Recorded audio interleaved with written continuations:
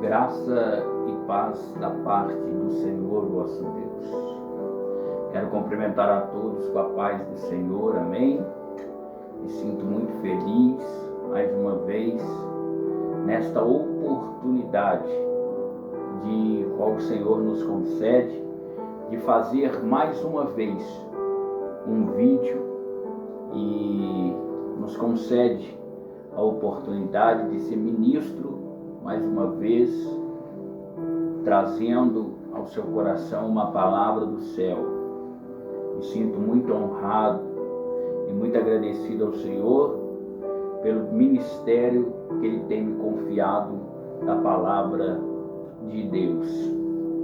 Queridos, devido ao que nós estamos enfrentando, orando a Deus e buscando a Deus uma direção, o Senhor me trouxe ao meu coração uma palavra que se encontra em 1 Pedro capítulo 2, verso 9 e 10. 1 Pedro capítulo 2, verso 9 e 10, está escrito assim: Mas vós sois a geração eleita, sacerdócio real, a nação santa, o povo adquirido, para que anuncieis as virtudes daqueles que vos chamou das trevas para a sua maravilhosa luz. Vós que em outro tempo não ireis povo, mas agora sois povo de Deus, que não tinhais alcançado a misericórdia, mas agora alcançaste a misericórdia.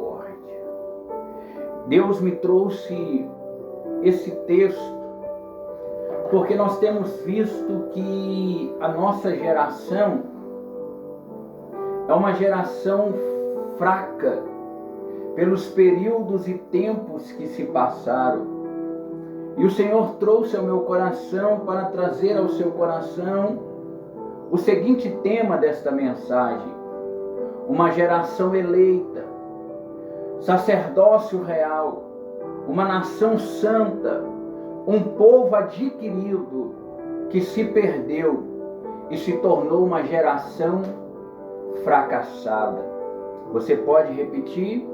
Uma geração eleita, o sacerdócio real, a nação santa, o povo adquirido que se perdeu e se tornou uma geração fracassada.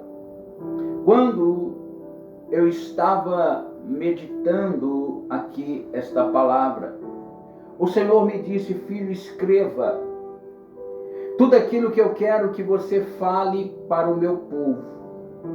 Eu quero que você fale aquilo que eu vou colocar diante dos seus olhos e aquilo que você vai passar a ouvir. E o Senhor colocou 1 Pedro capítulo 2, do verso 10, do verso 9 ao verso 10. E isso mexeu comigo, mexeu com a minha estrutura, mexeu com a minha alma. O meu coração está fervoroso para trazer aos seus corações revelações que vocês jamais ouviram, que você jamais viu dentro da palavra de Deus. Quando eu começo a meditar e o Senhor falava ao meu coração, Ele mandava que eu abrisse a palavra lá em Mateus capítulo 3. E Ele me levou quando Jesus chegou-se diante do Jordão. Ali tinha um homem chamado João, a quem trazia a palavra e a quem trazia aquele povo ao arrependimento, aquele povo para entender o reino de Deus. João pregava, João batizava, e de repente chega no cenário Jesus de Nazaré. De repente chega no cenário o Cordeiro de Deus, aquele que tira o pecado do mundo. De repente João se cala. De repente toda aquela multidão começa a prestar atenção em João. O profeta por um momento se calou, porque diante dele estava o Senhor, o Deus de Israel. Se calou diante de toda a multidão. João, ele olha para o Senhor, olha para Jesus e ele diz em todas estas palavras, dizendo: não é o Senhor que tem que vir a mim, mas eu que tenho que ir diante do Senhor. O Senhor olhou para ele e disse: João, deixa como está, fazeis o que os profetas disseram a respeito de mim. A Bíblia diz que quando ele se opôs e quando ele ouviu a voz do Senhor, ele obedeceu.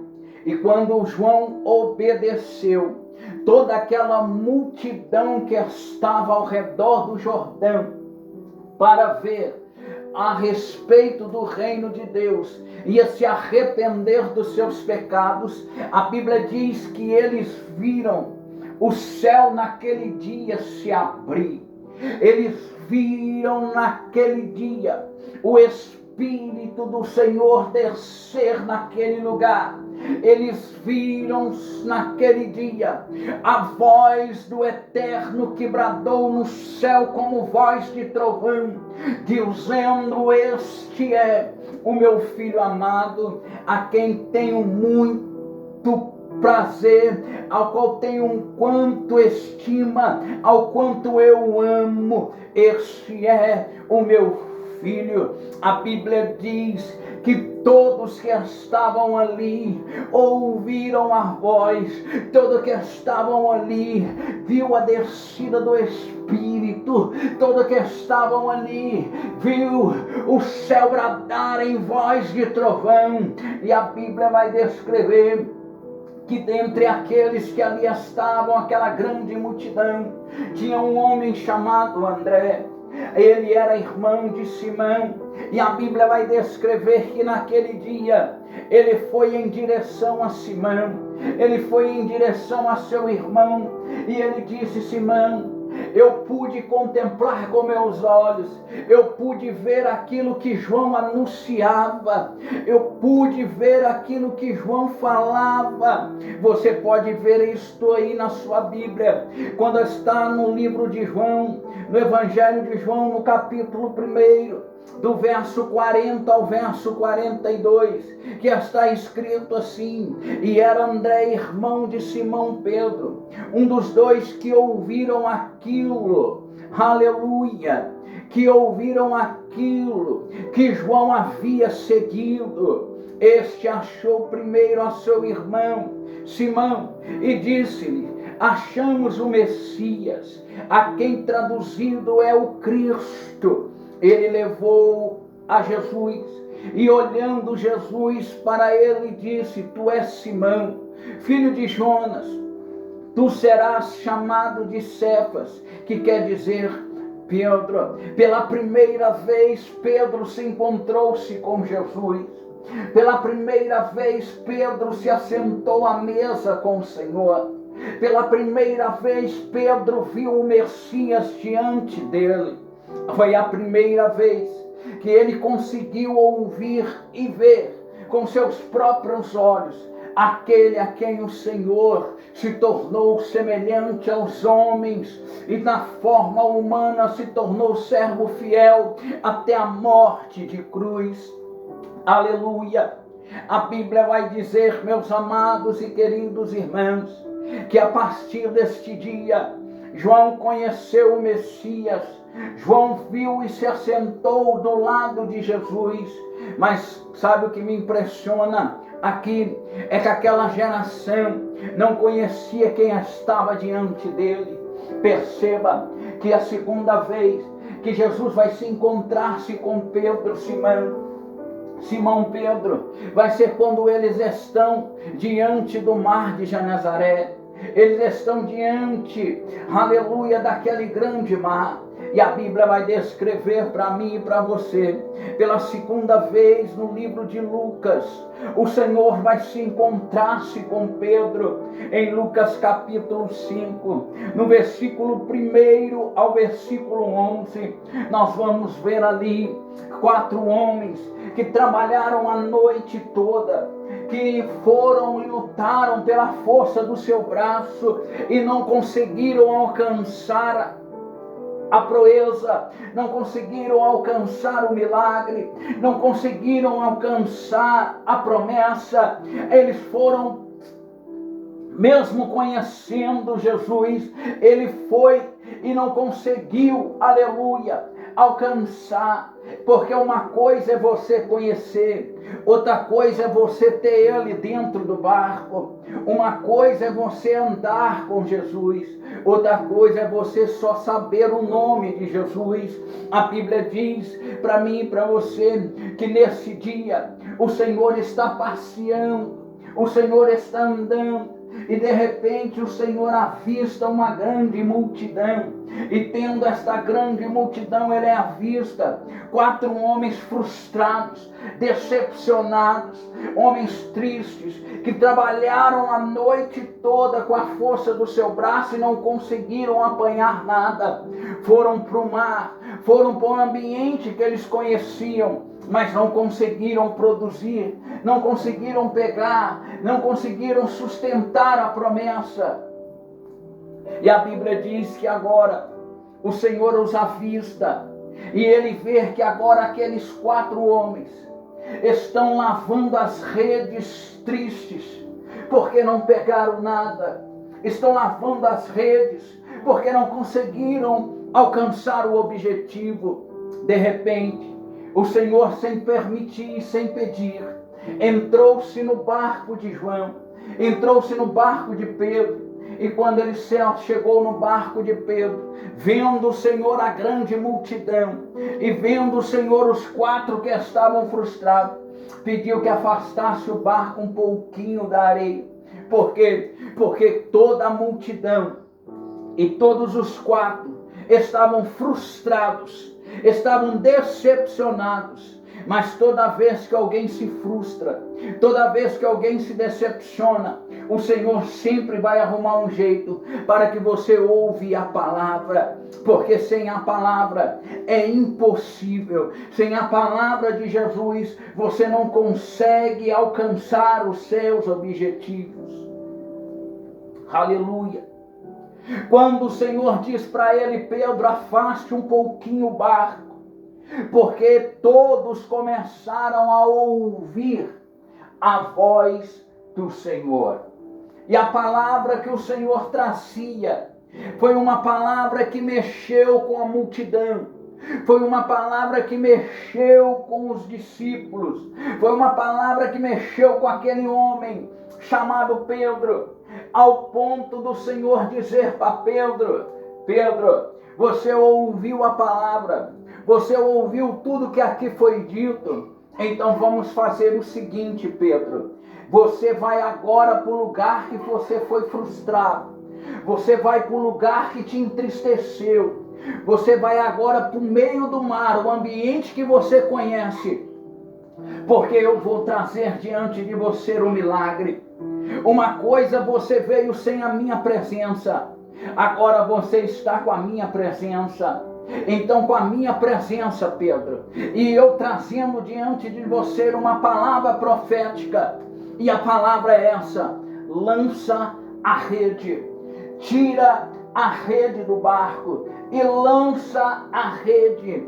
E quando Pedro lançou, quando Pedro ouviu a voz do mestre e seguiu as direções, a Bíblia diz que eles puxaram, aleluia, eles puxaram a rede, e na rede vieram grande quantidade de peixes, grandes, pequenos, médios, vieram peixes de todos os tamanhos, ao ponto da rede se romper. A Bíblia diz que nesta hora Pedro olhou e observou, dizendo: não adianta somente, Senhor, eu conhecer o Senhor, eu tenho que viver o Senhor. Não adianta eu somente estar com o Senhor, mas eu preciso caminhar com o Senhor.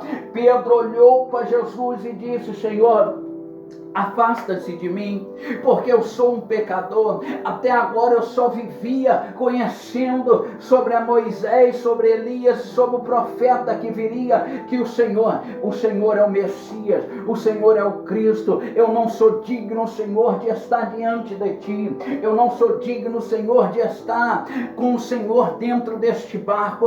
Mas a Bíblia diz que o Senhor olhou para ele e disse: Pedro, Pedro, deixa eu lhe dizer uma coisa, o que eu tenho para você é grande, o que eu tenho para você é algo tão perfeito, o que eu tenho para você é algo tão grandioso, Pedro.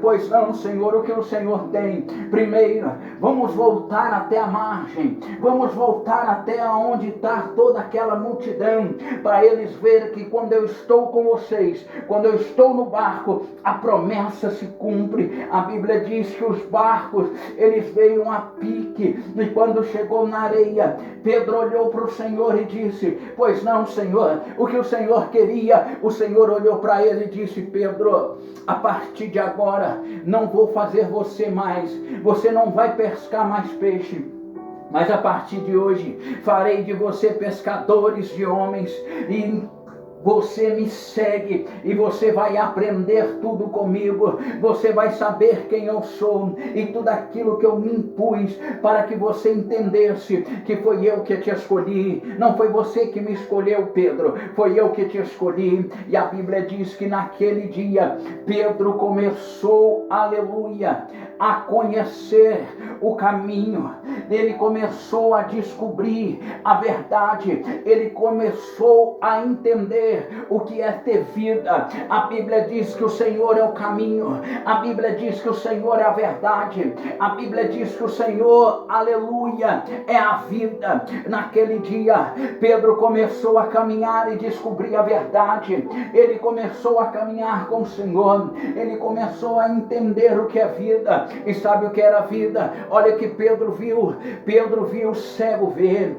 Pedro viu o surdo ouvir. Pedro viu o mudo falar. Pedro viu o paralítico andar. Pedro viu o leproso ser limpo. Pedro viu hemorragia de sangue se estancar. Pedro viu o coxo saltar. Pedro viu o morto ressuscitar. Pedro viu comida se multiplicar. Pedro viu a água se transformar em vinho. Pedro viu demônios como principados e potestades saírem. Pedro viu a figueira secar. Pedro viu o vento cessar. Pedro viu o mar se acalmar. Pedro viu, aleluia, os seus dois antepassados alicerçados na fé, Moisés e Elias, no monte da transfiguração. Pedro viu, Pedro começou a ver, Pedro começou a entender o que é ter vida, e vida só tem diante de Jesus. Aleluia. Eu venho aqui, amado, te dizer, para que esta geração entenda, que esta geração fracassada, essa geração mentirosa, essa geração arrogante, essa geração corrupta, essa geração enganosa, essa geração adúltera, precisa entender que o Senhor, aleluia, tem o melhor para mim e para você.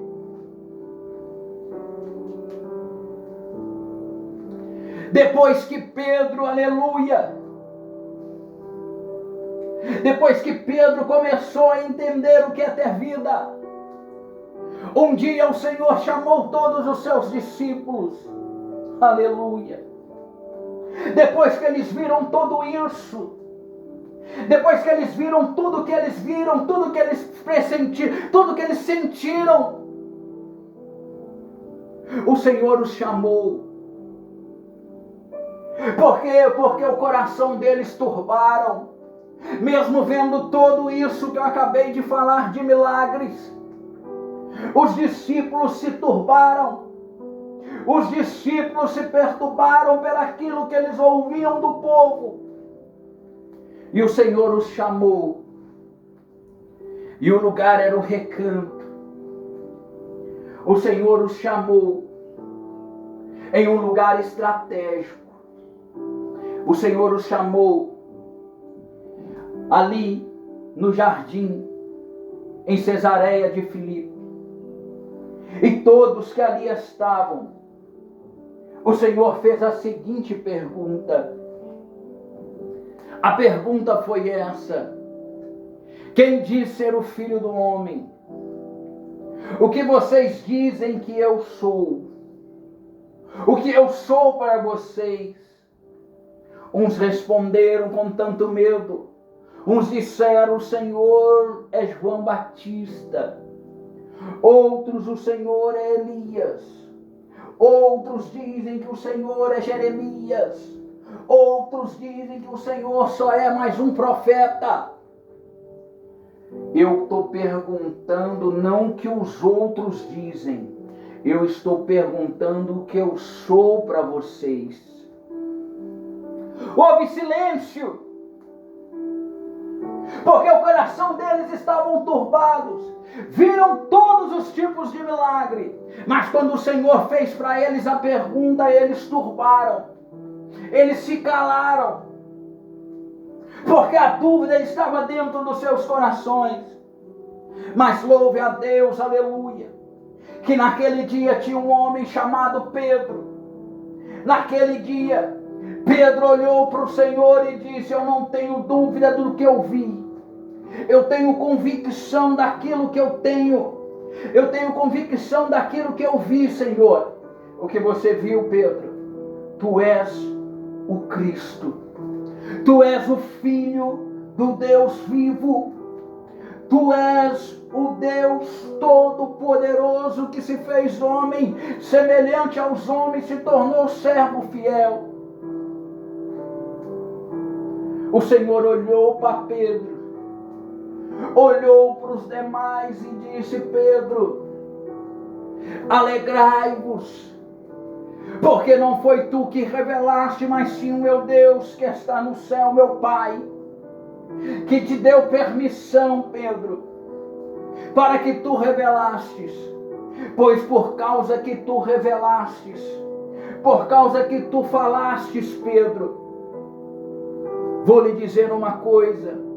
Fala, Senhor. Vou lhe mostrar, Pedro, o porquê que tu revelastes. A Bíblia diz, aleluia, que o Senhor olhou para Pedro e disse: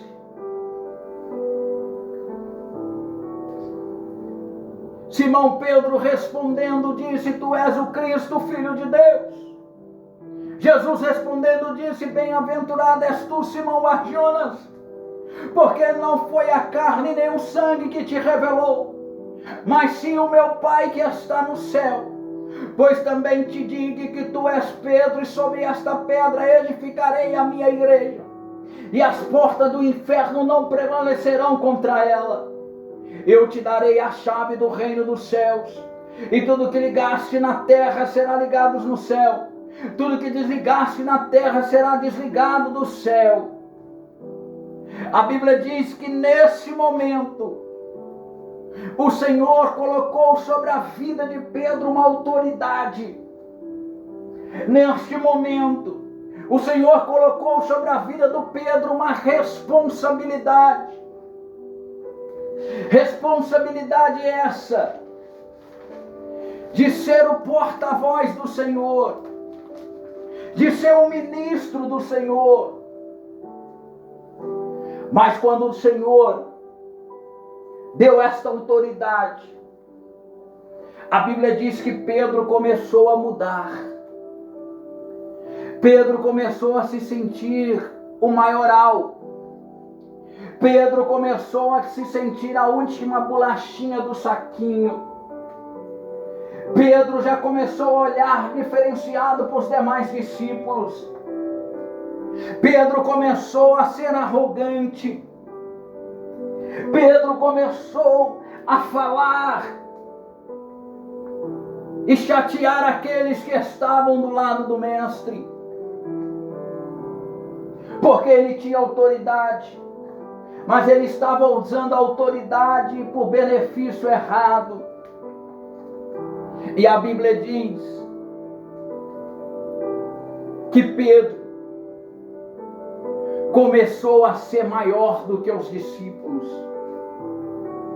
O maior engano de um pastor, o maior engano de um evangelista, o maior engano de um missionário, o maior engano de um diácono, o maior engano de um obreiro, o maior engano de um apóstolo, o maior engano de um bispo, o maior engano de um membro é achar que ele era alguma coisa porque Deus lhe deu autoridade.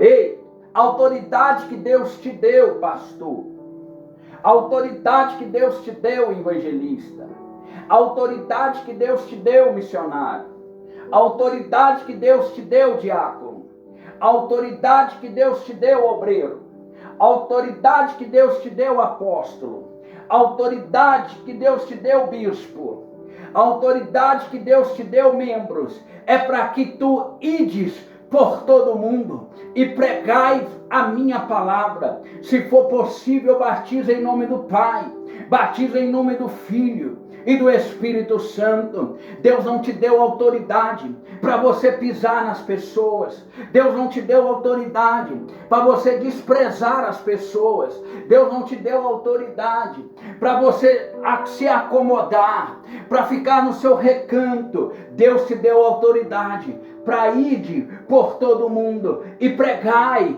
a toda criatura. Deus te chamou, não foi para você se sentir, não foi para você se exaltar. Deus te chamou porque você tem capacidade de sustentar aquilo que Ele confiou a você. Mas o que nós temos visto por aí, são pastores matando ovelhas, são pastores defiando ovelhas. Por isso a nossa geração é uma geração fracassada, é uma geração sem esperança. Mas o Senhor me trouxe aqui com esta palavra. Você que está ouvindo esta palavra, se você é pastor, se você é evangelista, se você é missionário, se você é diácono, obreiro, ou apóstolo, ou bispo, ou membro só, Deus te confiou uma promessa. É para que você pregue o reino de Deus. Pedro se sentiu maioral. Pedro se sentiu aquele que era o escolhido do Senhor. O Senhor depositou sobre ele todo o poder, toda a autoridade sobre serpentes e escorpiões. E ele começou a usar tudo isso em benefício próprio. Mas o Senhor estava olhando o coração de Pedro. O Senhor estava observando as atitudes que Pedro estava tomando, ao ponto de no livro de Marcos, no capítulo 14, no versículo 66 ao versículo 72, leia se você tiver aí a Bíblia. O Senhor vai repreender Pedro. O Senhor vai mostrar para Pedro. O Senhor vai falar para ele: Pedro, o diabo queria se andar com a sua vida, mas eu não permiti. Afastai-vos de mim, Satanás. Pedro assusta, porque já não era ele mais. Olha Deus falando com você, líder. Olha Deus falando com você que está na direção, que toma conta de ovelhas. Talvez o seu ministério está fracassado. Talvez você já não consegue pregar mais como pregava. Porque você deixou o ego. Você deixou a autoridade. E agora tudo que você faz, você pensa que é para Deus, mas não é. É o diabo te usando. Toma cuidado. Toma cuidado, pastor. Toma cuidado, evangelista. Toma cuidado, missionário. Toma cuidado, diácono. Toma cuidado, obreiro.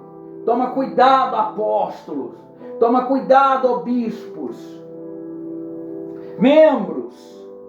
Que às vezes você está pensando que está fazendo algo para agradar a Deus e Deus está olhando lá do céu te rejeitando. Toma cuidado. A Bíblia diz que Pedro se assustou.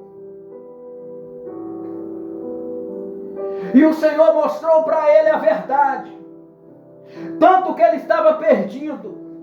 Viu tudo aquilo que eu falei, a glória toda. Viu o cego ver. Viu o mudo falar. Viu o paralítico andar, leproso. Viu tudo aquilo. E o Senhor olhou para ele e disse: Pedro, você esqueceu quem você era diante de mim. Você se esqueceu, Pedro, quem você era. Eu lhe dei autoridade, eu lhe dei poder, Pedro, e você usou isso para as coisas, para si próprio. O Senhor olhou para ele e falou: eu vou te dizer algo, Pedro.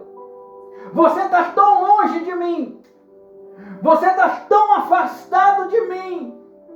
Diz que está comigo. Diz que canta para mim. Diz que fala de mim. Diz que me ama. Mas você está tão longe, mas tão longe, que antes que o galo cante 2 vezes, você me negará 3 vezes.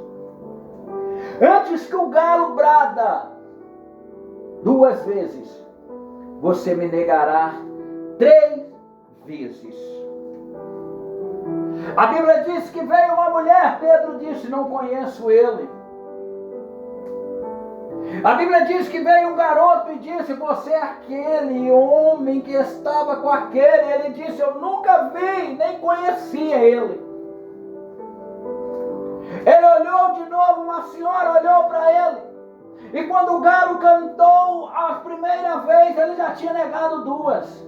Quando ele negou a segunda vez que o galo cantou, ele disse: você é aquele que andava com ele, você é aquele que carregava a estrutura. Ele olhou e disse: nunca o conheci, mulher. E quando ele disse isso, o Senhor olhou para ele. Olhou dentro da alma, no profundo, irmão. Como Deus olhando para dentro de ti. Olhou no profundo.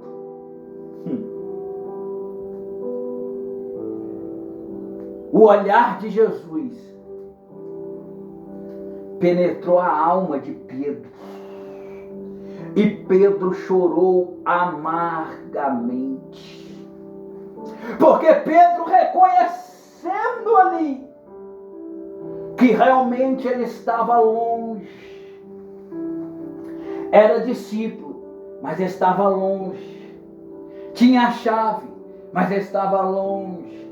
Tinha poder, mas estava longe. Tinha autoridade, mas não sabia usar o que tinha.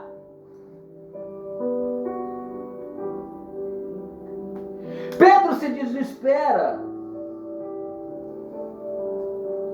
Pedro está dizendo por dentro: perdi a comunhão. Acabou o meu ministério. Tudo aquilo que um dia eu achei que eu estava vivendo. Aí o Senhor olhou. Aquele olhar penetrou. De repente, Jesus é levado a Caifás, a Anás, a Pilatos. É levado a Herodes. De repente ele é condenado e ele vai ao caminho do Gólgota. Ele é colocado em uma cruz, ele é crucificado. Ele entrega a Deus o seu Espírito. Mas ao terceiro dia a Bíblia diz que ele ressuscitou.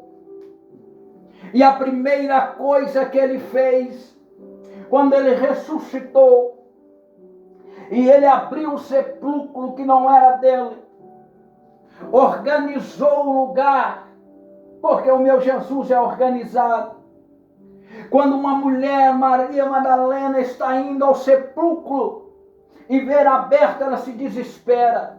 E de repente ela vê um homem no meio do jardim, pensando que era o jardineiro, mas na verdade era o Senhor ali. E quando ela ouve a voz do Senhor, quando ela vê que é o Senhor, ela vai querer tocar. E não, quando ela vai querer tocar, ele diz: não me toque. Vai e anuncia aos outros, e principalmente a Pedro, que eu ainda tenho algo contigo. Olha o Senhor dizendo aí para você, que Ele ainda tem algo grande com você. Ele ainda tem algo grande com o seu ministério.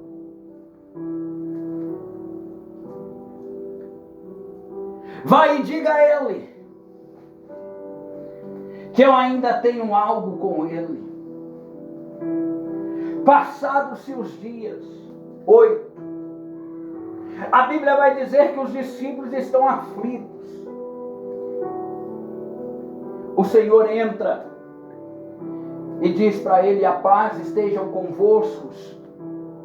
Porque vocês estão aflitos, sabendo que eu ressuscitei?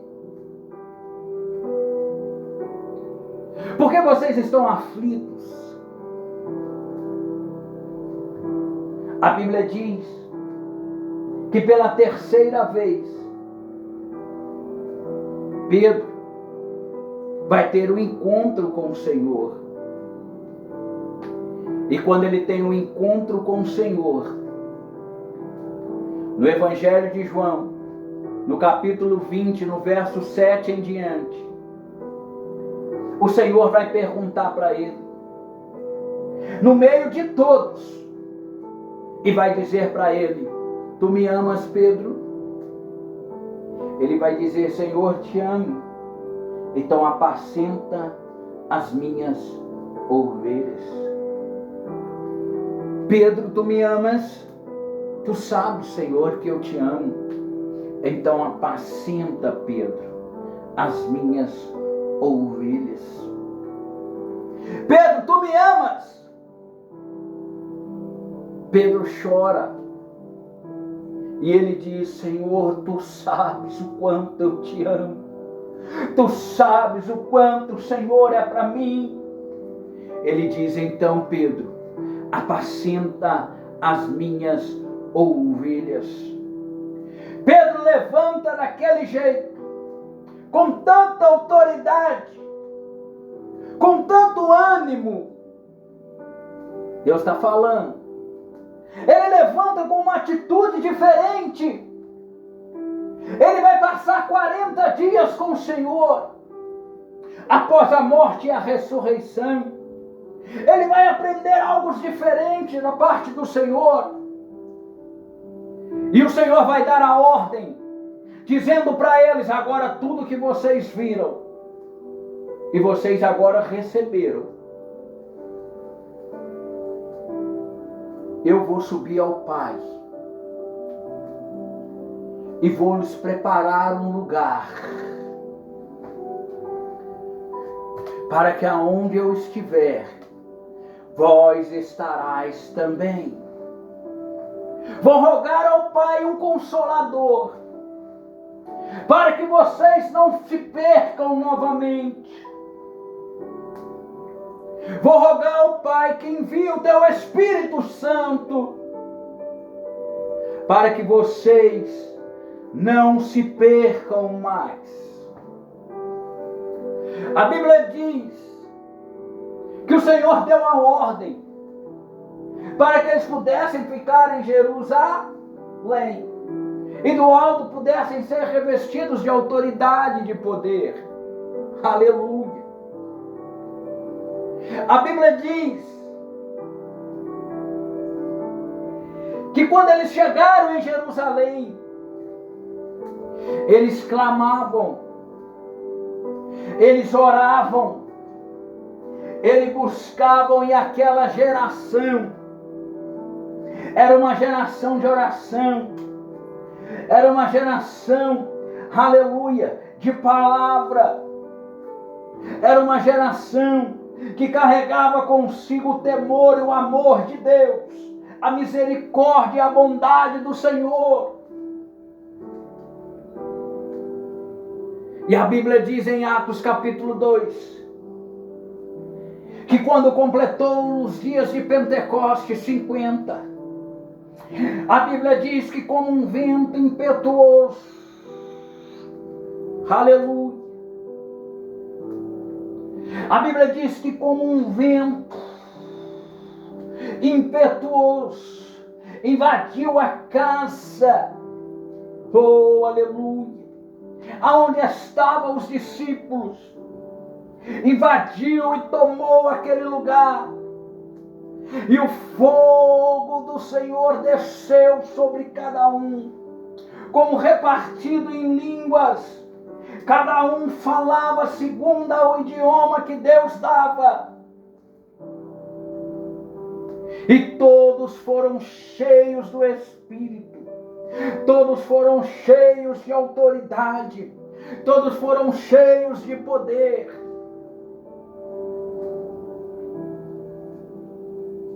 Quando eles atingiram, a Bíblia diz que naquele dia Pedro tomou a voz e diz: aqui não tem ninguém bêbado.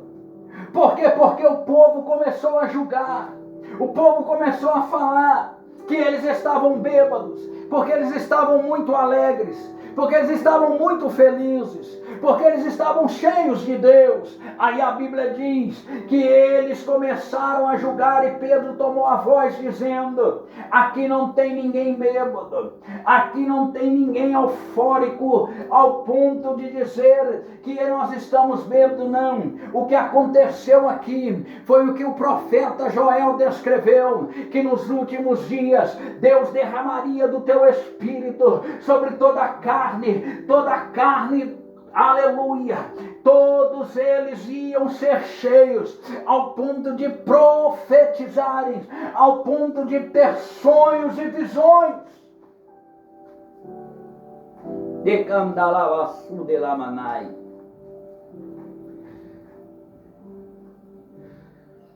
Mas espera aí, evangelista, tudo que você falou a respeito de Pedro. Por quê? Por que Pedro? Porque sobre Pedro estava a responsabilidade da igreja. Sobre a sua vida está a responsabilidade da igreja do Senhor. Mas por que tu estava falando? Porque você está falando a respeito de uma geração eleita. Sabe o que isso quer trazer para mim e para você? Aquilo que eles viveram, aquilo que antecederam para eles se tornar a geração, para que hoje Pedro pudesse entregar para mim e para você esta palavra profética. O que isso tem a respeito de mim e de você? Simples. Diante de Deus você é o sacerdote real. Evangelista, por que eu sou um sacerdote real? Porque você faz parte de uma nação santa, de um povo adquirido. Lembra o que o Senhor disse em Isaías 43? Aquele que te criou, a Jacó, aquele que te formou, a Israel, não temas, pois eu te remi, te chamei-te pelo teu nome, tu és meu. A Bíblia vai dizer para mim e para você o porquê nós se tornamos sacerdotes, porque ele diz: eu vim para que era seus, os seus não recebeu, mas todo aquele que recebe se torna filhos de Deus. A Bíblia está dizendo para mim e para você, a Bíblia está falando para mim e para você que nós somos sacerdotes. Você sabe o que o sacerdote fazia?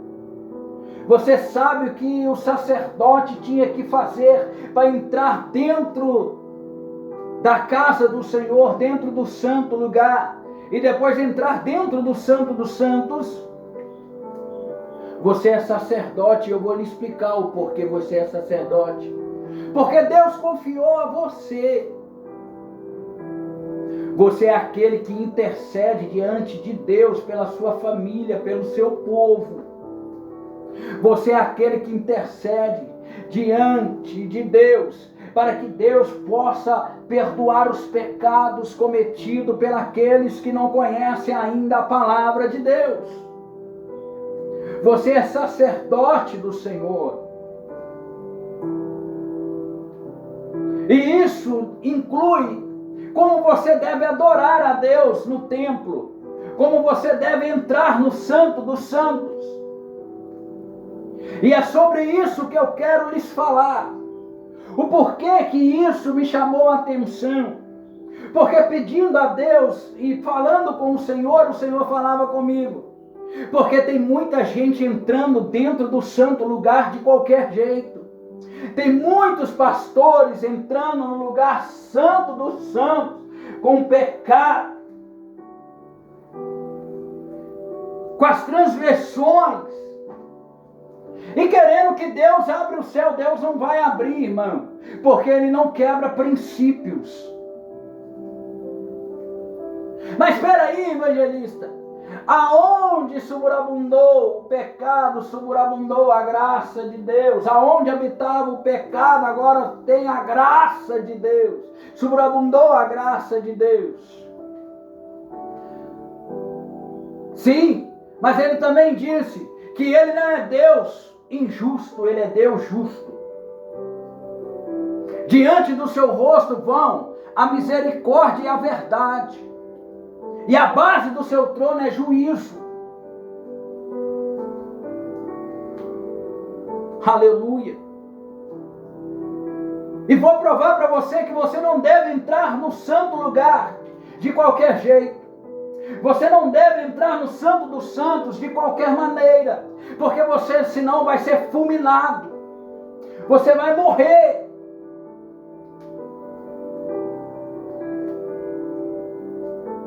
Eu pedi a Deus, para que eu possa explicar, me explique, me mostre na sua palavra. E o Senhor me mostrou lá em Êxodo 29.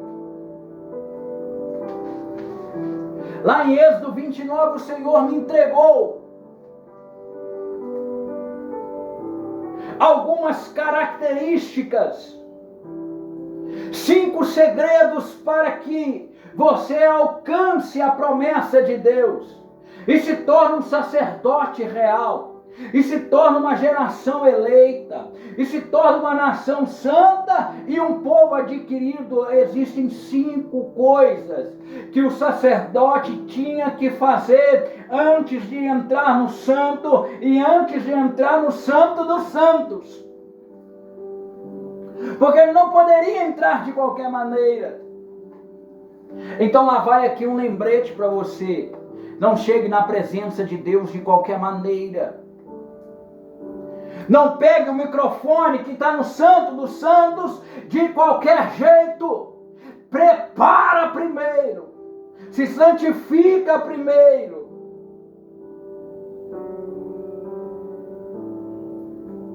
A primeira coisa que Deus disse para Moisés: Moisés, eu preciso que você escolha dentre o povo aquele que vai me representar como sacerdote e vai vir diante de mim. E eu escolhi o seu irmão Arão para chegar diante de mim. Mas ele não vai chegar diante de mim junto com seus filhos de qualquer maneira. A primeira coisa que o sacerdote tinha que fazer para ele entrar no lugar santo, ele tinha que ser lavado pela água. O que isso significa, evangelista, ser lavado pela água? Significa que ele tinha que ser lavado pela palavra.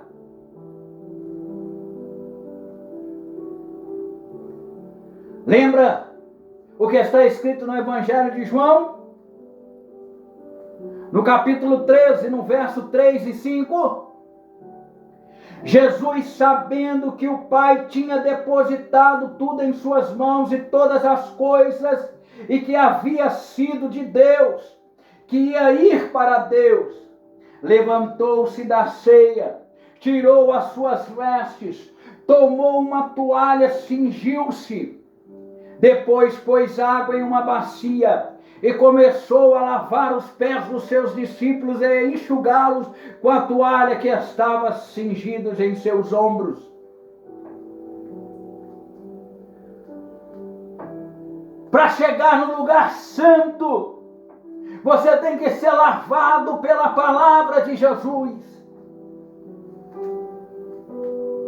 Pedro olhou e disse: Senhor não vai lavar os meus pés, o Senhor não vai pôr a mão nos meus pés. O Senhor olhou para ele e disse: Pedro, o que eu faço agora, tu não sabes agora, mas mais tarde tu vai saber o porquê. E se eu não lavar os teus pés, Pedro, você não tem parte comigo no meu reino, você não faz parte de mim. Aí Pedro olhou para ele e disse: então, Senhor, o Senhor não vai lavar somente os meus pés, o Senhor vai lavar a minha cabeça, o Senhor vai lavar a minha mão, o Senhor vai lavar o meu corpo, o Senhor vai lavar os meus pés, o Senhor vai me lavar da cabeça aos pés, o Senhor vai me lavar por inteiro, porque eu quero ter com o Senhor. Decanda lamassai, demantecou manebe lamassia. Para entrar no Santo dos Santos, você tem que ser lavado. Você tem que ser transformado. Você não pode chegar de qualquer jeito. Você não pode entrar de qualquer maneira. Primeiro você tem que ser lavado pela palavra.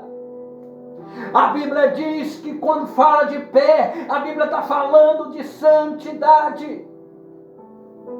Salmo 119, verso 105, a palavra vai descrever e dizer: a palavra do Senhor é lâmpada para os meus pés e luz para iluminar os meus caminhos.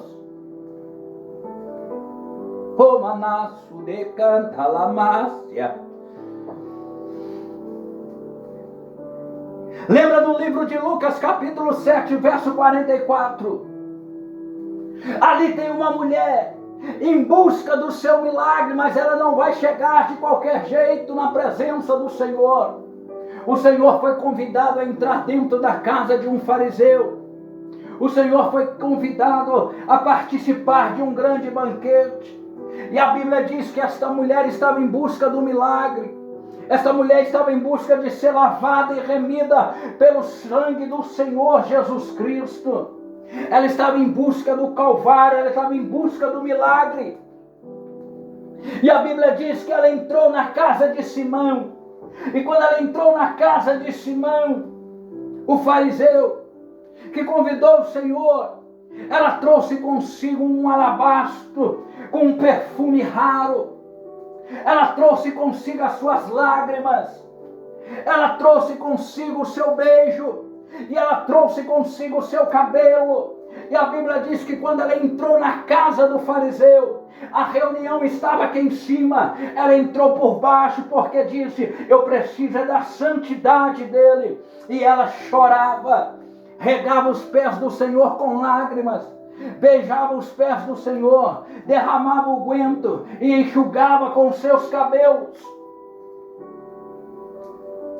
Olha o que Paulo diz em Efésios, capítulo 5, verso 26. Para santificá-la, e tendo purificado pelo lavar da água, mediante a palavra do Senhor. A Bíblia diz que Jesus Cristo, ele era no princípio a palavra. A palavra estava com Deus e ele era o próprio Deus. Oh!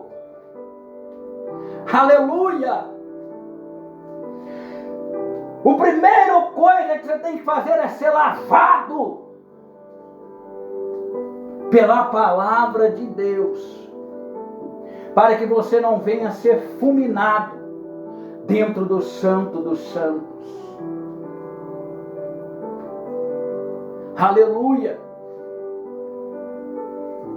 A segunda coisa que um sacerdote tinha que fazer para se tornar uma geração eleita, para se tornar uma nação santa, um povo adquirido, para ser um sacerdócio real, ele tinha que se vestir-se de uma túnica.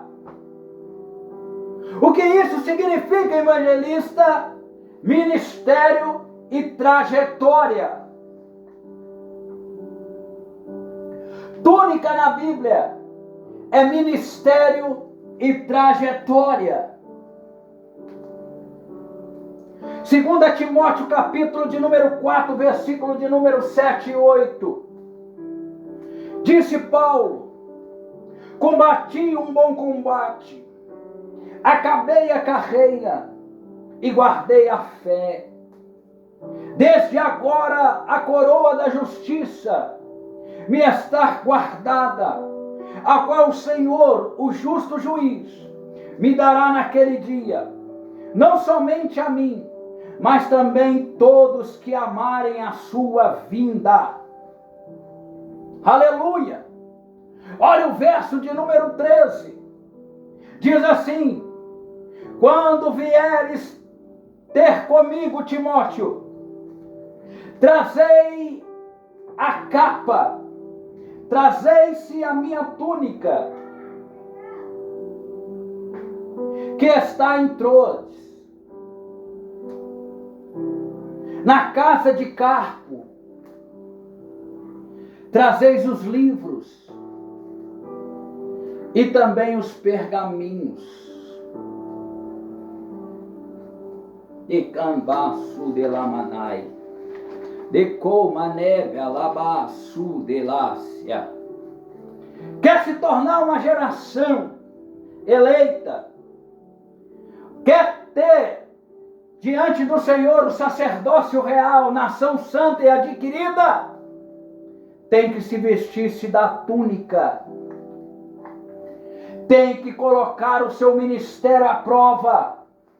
Tem que percorrer toda a trajetória que Deus te deu.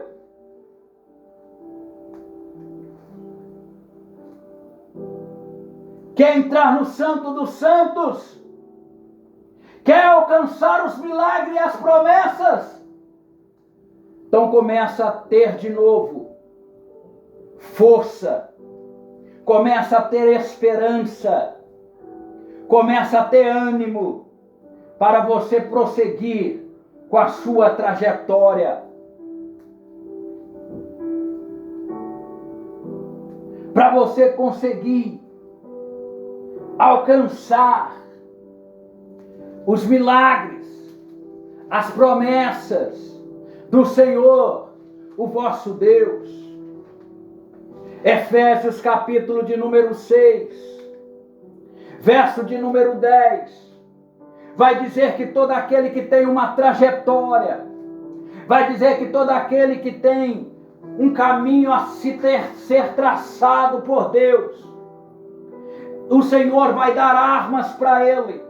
Olha o que está escrito em Efésios capítulo 6, verso de número 10 em diante. Demais, irmãos meus, fortalecei-vos no Senhor a vossa força, no seu próprio poder, revesti-vos de toda a armadura de Deus, para que possais estar firmes contra a astuta e ciladas do diabo, porque não temos que lutar contra a carne nem o sangue, mas sim contra os principados, contra as potestades, contra os príncipes das trevas deste século, contra as hostes espirituais do mal, nesses lugares celestiais. Porquanto tomais de toda a armadura de Deus, para que possais resistir nos dias maus, e vendo feito tudo isso, ficai-vos firmes. Estai-vos firmes e tendo cingido os vossos lombos com a verdade e a vestimenta e a couraça da justiça. e calçados os pés da preparação do Evangelho da paz, tomando sobretudo o escudo da fé, ao qual podereis apagar todos os dardos inflamados do maligno, e tomais também o capacete da salvação, e a espada do Espírito, que era a palavra de Deus. Tem que se revestir, tem que colocar o seu ministério à prova, para alcançar o milagre do Senhor, para alcançar a justiça de Deus, dentro do lugar santo e dentro do santo dos santos. Não é de qualquer jeito, não é de qualquer maneira. É por isso que essa geração nossa é uma geração fracassada, é uma geração mentirosa, é uma geração adúltera,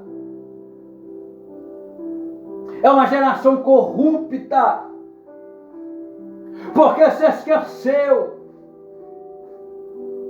que é uma geração eleita, se esqueceu que é um sacerdócio real, se esqueceu que é uma nação santa, se esqueceu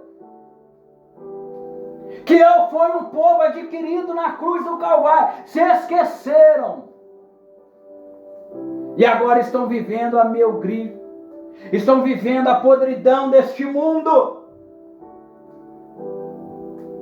Mas hoje o Senhor está te dizendo: reveste hoje de autoridade, lava-se hoje da minha palavra, reveste hoje da túnica que eu te dei, que é o seu ministério, que eu te projetei para um caminho. Não se desvie do caminho.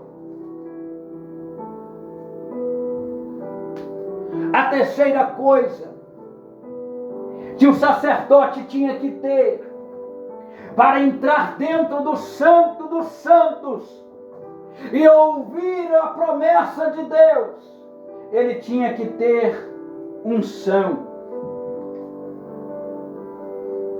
A unção. O que significa unção? Significa ser cheio do Espírito Santo de Deus. Mateus capítulo 3, verso 13 e 17. E o céu se abriu, o Espírito desceu, e o Pai falou: eis aí o meu Filho amado. Lucas capítulo de número 4, versículo de número 18 e 19. A Bíblia diz que o Senhor, entrando na cidade onde fora criada num dia de sábado, a Bíblia diz que foi-lhe entregue o livro do profeta Isaías, e quando ele abriu o livro, ele achou o que estava escrito. E o que estava escrito: o Espírito do Senhor é sobre mim, pois ele me ungiu para pregar aos pobres, dar vista aos cegos, curar os que estão com o coração contrito, pôr em liberdade os que se encontram presos, e libertar os que estão cativos. Isaías 61, o Salmo de número 133. Oh, quão bom e quão suave é que os irmãos vivam em união. É como um óleo precioso sobre a cabeça, e que desce sobre a barba, e a barba de Arão, e que desce sobre a sua orla e os seus vestidos, como o orvalho do Hermon, que desce sobre os montes de Sião, porque ali o Senhor ordena a bênção e a vida para sempre. Tem que ter unção. Unção você não acha na feira. Unção você não compra no supermercado. Unção você tem que pagar um preço. E o preço é de oração. O preço é de leitura da palavra. O preço é de fazer missão. Não adianta ter conhecimento se não ter unção. Não adianta saber cantar se não tem unção. Não adianta saber pregar se não tem unção. Não adianta saber falar se não tem unção. tem que ter o Espírito Santo, tem que ter o Espírito de Deus, tem que ser revestido pelo Espírito de Deus. E candalabalás. A quarta é que o sacerdote, ele tem que ser e ter na sua mão o sacrifício vivo. O que significa isso, evangelista? Ele tem que ter uma vida com Deus. O mantecalabácia. Namandefácia, maçodenas. O quarto sacerdote tinha que ter sacrifício vivo. Aleluia! Significa ter uma vida com Deus. Evangelista, me mostra onde eu posso encontrar isso. Romanos capítulo 12, verso de 1 e 2. Rogo-vos, pois, irmãos, pela compaixão de Deus, que apresenteis o vosso corpo em sacrifício vivo, santo e agradável a Deus, que o vosso culto racional, e não vos conformeis com este mundo, mas transformai-vos pela renovação do vosso entendimento, para que experimenteis qual seja a boa, agradável, perfeita vontade de Deus. Sacrifício vivo. Você morto desse jeito, você parado, estagnado, você nunca vai ser um sacrifício vivo diante do Senhor. Você tem que ter vida, você tem que ter ânimo, você tem que ficar de pé, você tem que mostrar que você é vivo. Oh, aleluia! Para que você experimente, para que você saiba, para que você perceba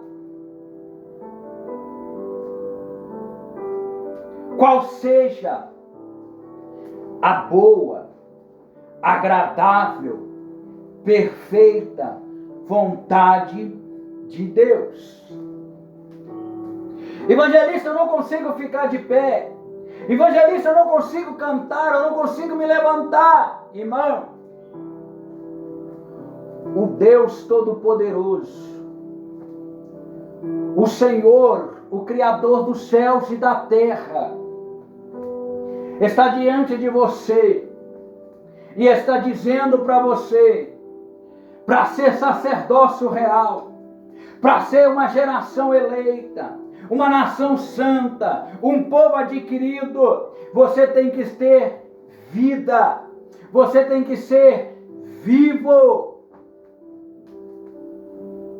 Morto desse jeito, Deus não vai agir.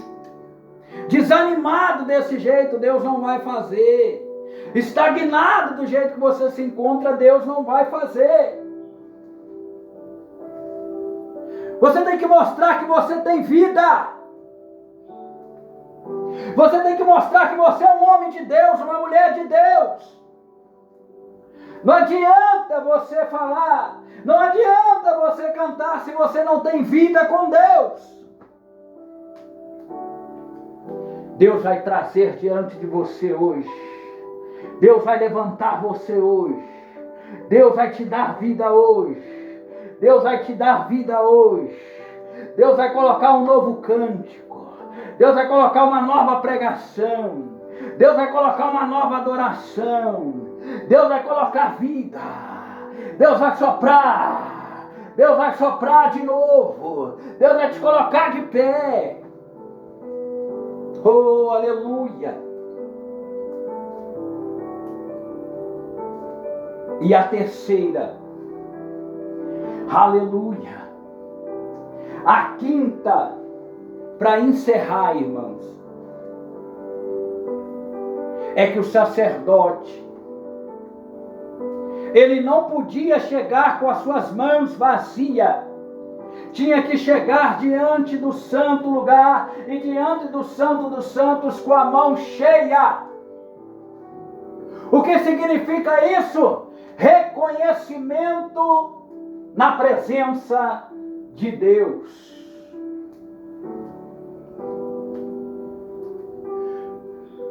O sacerdote não podia entrar no santo lugar com as mãos vazias. O sacerdote não podia entrar no Santo dos Santos com as mãos vazias. E eu não estou falando aqui de dinheiro. Eu não estou falando aqui de ouro. Eu não estou falando aqui de prata. Eu não estou falando de pedras preciosas, não. Perceba, em Deuteronômio capítulo 16, versos 16 e 17. 3 vezes no ano, tendo varão entre ti, aparecerá perante o Senhor o teu Deus, no lugar que ele escolher, nas festas dos pães asmos, nas festas das semanas, nas festas do tabernáculo.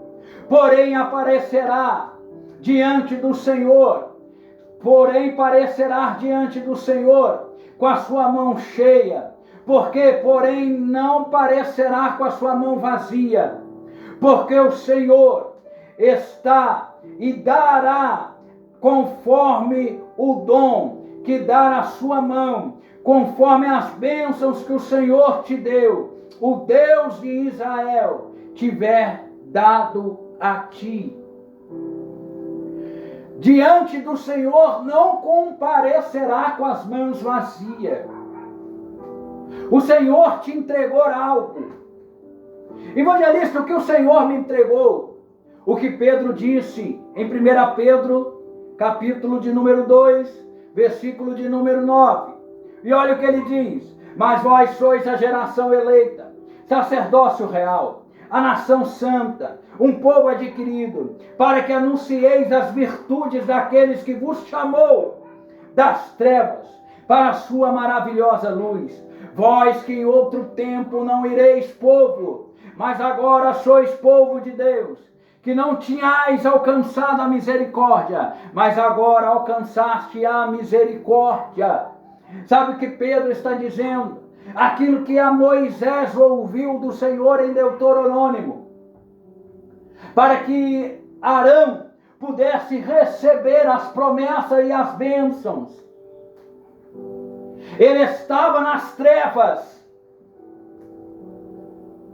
porque quando você estava nas trevas, o que tinha na sua mão não servia para Deus. Droga, bebida, adultério, mentira, corrupção. Isso não servia para o Senhor. Mas agora, o Senhor está dizendo para ti que o que está na sua mão, você não tem mais as mãos vazias. Porque foi Ele que te chamou das trevas para a maravilhosa luz. Não era povo, mas agora se tornou povo. Não tinha alcançado a misericórdia, mas agora alcançastes a misericórdia em Jesus na cruz do Calvário. Quando a Bíblia diz que na cruz do Calvário Jesus entregou o seu Espírito, a Bíblia diz que o céu naquele dia se fechou, o véu do templo se rasgou de alto a baixo, as pedras se findaram, os sepulcros se abriram. Oh, aleluia! Hoje, pelo sangue do Cordeiro, por causa de Jesus, esta geração, que era uma geração fracassada, a partir deste momento vai se tornar a geração eleita, sacerdócio real, nação santa, povo adquirido por Deus. Hoje na sua mão, você tem a marca do sangue do Cordeiro. Então hoje, você pode aplaudir.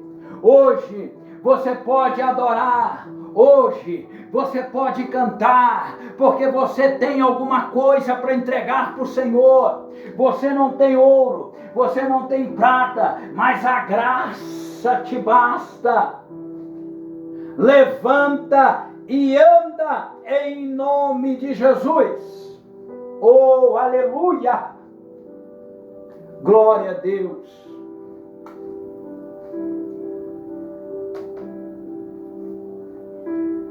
Hoje você tem alguma coisa. Hoje você pode cantar com a alma. Hoje as suas lágrimas, aleluia,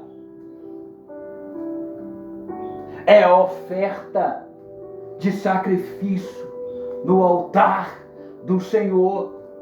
Oh, glória! Aleluia!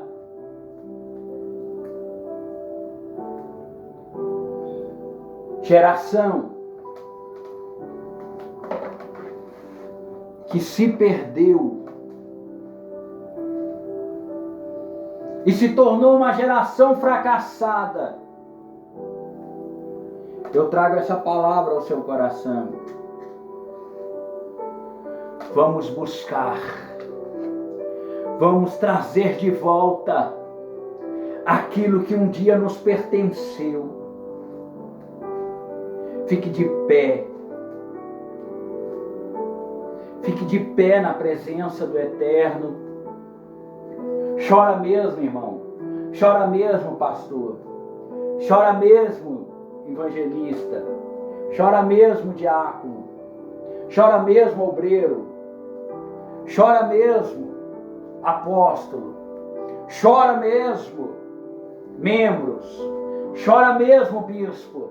Nós precisamos resgatar esta geração para que ela se torne uma geração eleita, para que ela se torne uma geração, aleluia, diante de Deus, uma geração perfeita, porque o Senhor não vai vir buscar uma geração torta, uma geração adúltera, uma geração mentirosa, não. Ele vai vir buscar uma geração lavada, ele vai vir buscar uma geração remida, ele vai vir buscar uma geração, aleluia, com o aroma da unção. Ele vai vir buscar uma geração que tem presença de Deus, que tem o Espírito de Deus. Ele vai vir buscar uma geração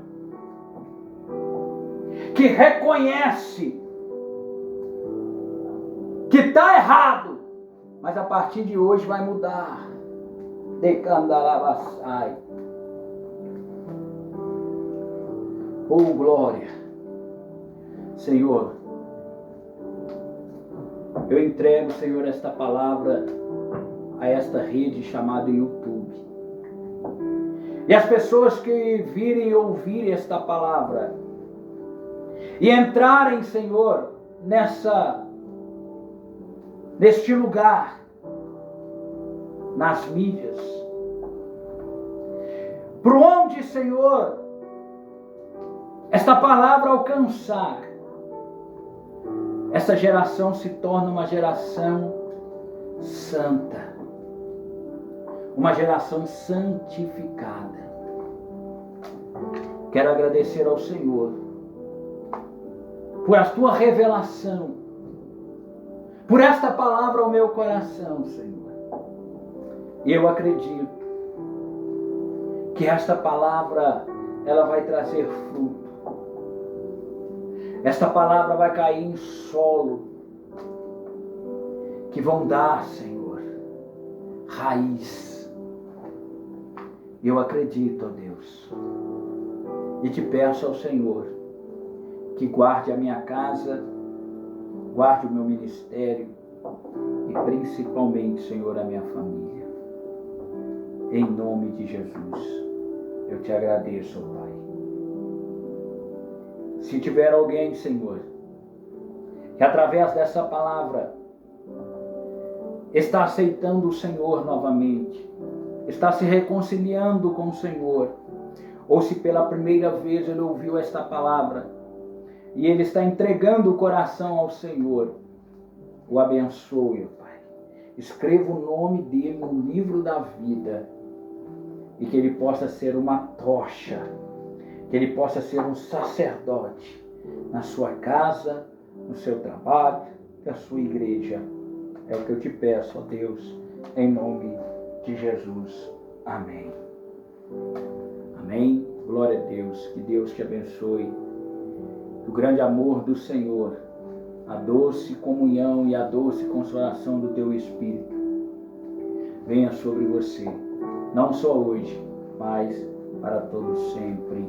Amém e amém. Glória a Deus.